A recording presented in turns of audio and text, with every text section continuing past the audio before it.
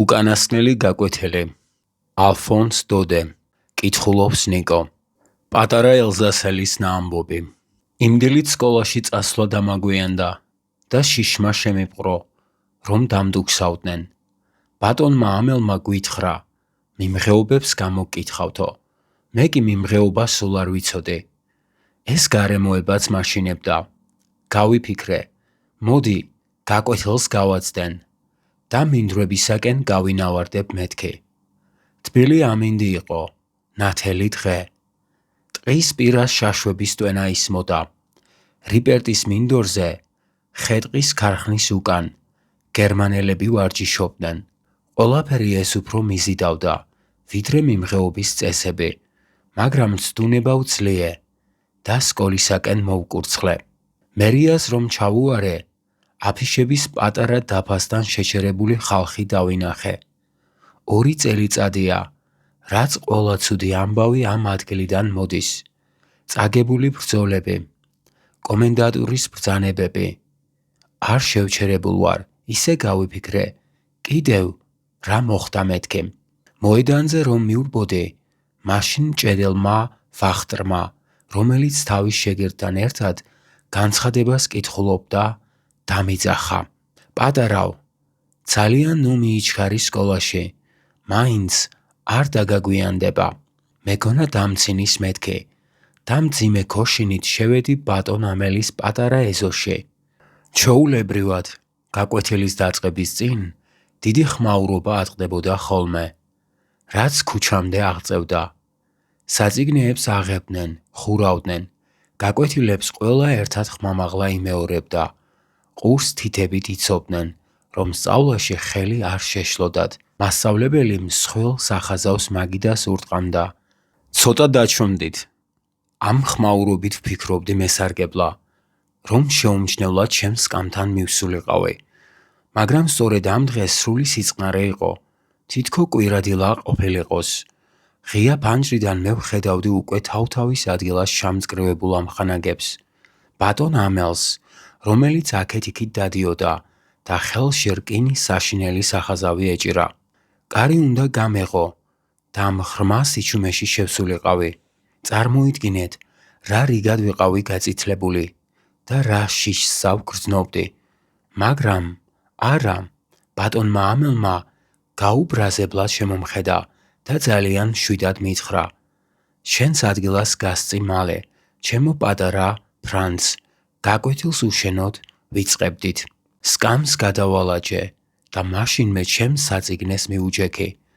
როდესაც შის ოდნავ თავი დავაღწიე, მხოლოდ მაშინ შევნიშნე, რომ მასწავლებელს ეცვა მშვენიერი მწვანე სურთუკი, ნაზი, დანაოჭებული ჟაბო და შავი აბრეშუმის მოქარგული შარვალი. ბატონი ამელი ასე მხოლოდ სკოლის დათვალიერებისა ან ჯილდოების დარიგების დღეებში ირთვებოდა. მთელ კლასს რაღაც არაჩვეულებრივი და საზეიმო ელფერი ჰქონდა, მაგრამ ყველაზე უფრო იმან გამაკვირვა, რომ დარბაზის სიღრმეში, ჩვეულებრივად სარიელ სკამზე, დავინახე სოფლელები. ისინი ჩვენსავი წყნარად ისხდნენ. სამკუთხა ქუდიანი მოხუცი, ჰაუზერი, ყოფილი მერი, ყოფილი ფოსტალიონი და კიდევ სხვა პირები. ყველას მოწყენა ეტყობოდა. ჰაუზერს კიდეებ შემოჭმული, ძველი ანაბანა მოეტანა.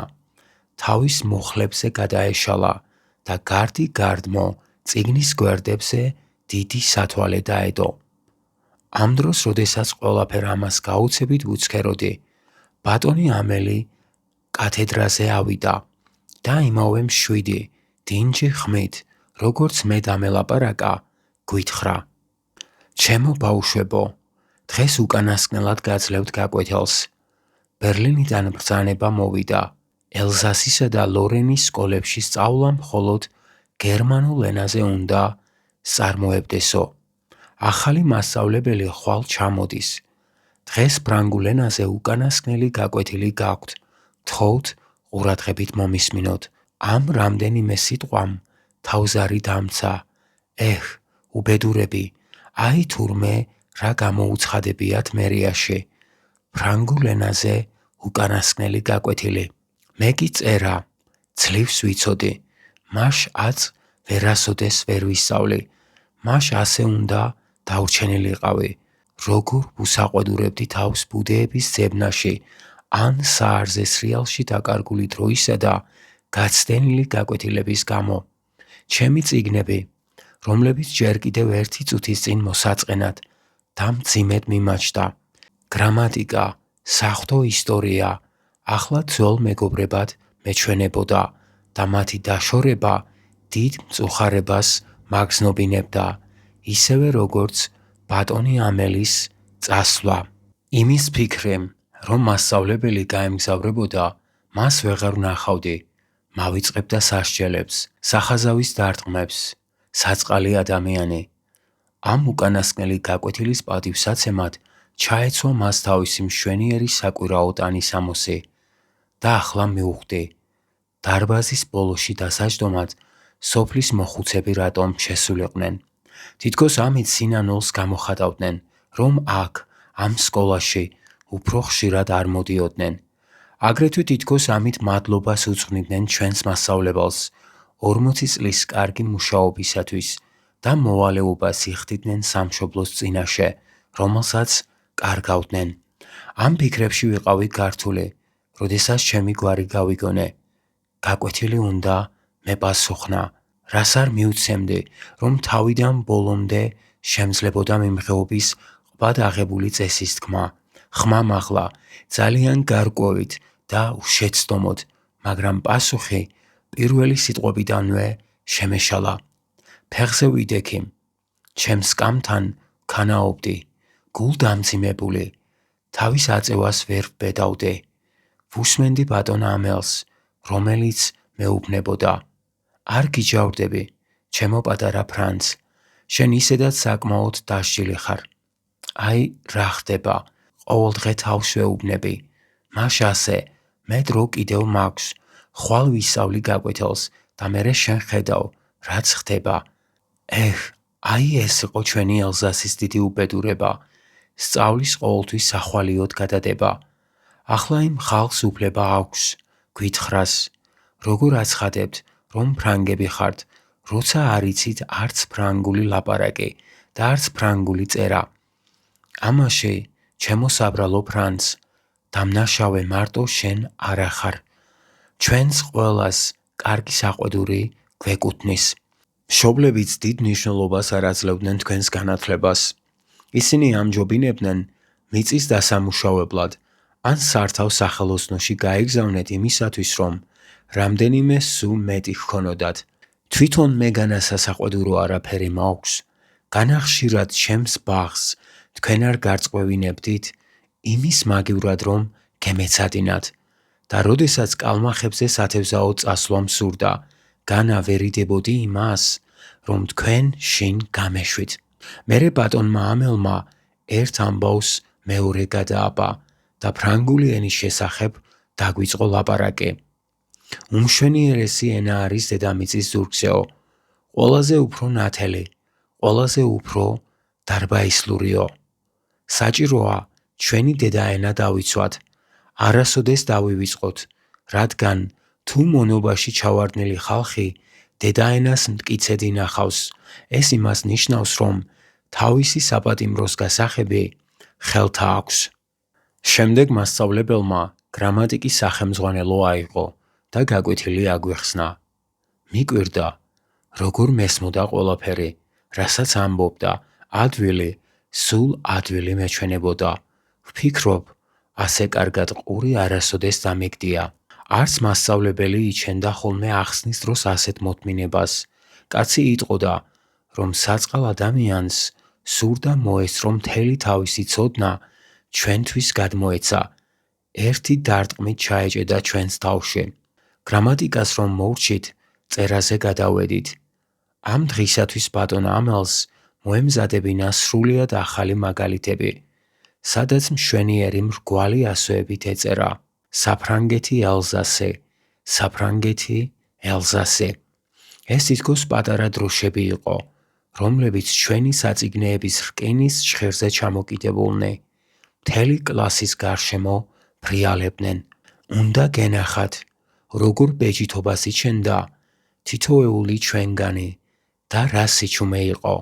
არაფერი ისმოდა ქაღალდზე კალმების წრიპინის გარდა. ერთ წამს ბუზანკლები შემოფრინდნენ, მაგრამ არავის ამისათვის ყურადღება არ მიუქცევია, არც სულ პატარებს, რომლებიც გულმოდგინედ მონდომებულად თავიანთ ჯოხებს ხაზავდნენ, თითქოს ესეც ფრანგული ენა ყოფილიყოს. სკოლის სახურავზე სულ წყნარად მტრედები ღუღუნებდნენ. მათ ყურს ვუგდებდი და ჩემთვის ვამბობდი, განა, მათაც აიძულებენ გერმანულად მღერას. დრო გამოშვებით ქაღალდს თვალს რომ მოვაცილებდი, კათედრაზე უძრავად მდგარ ბატონ ამელს ვხედავდი.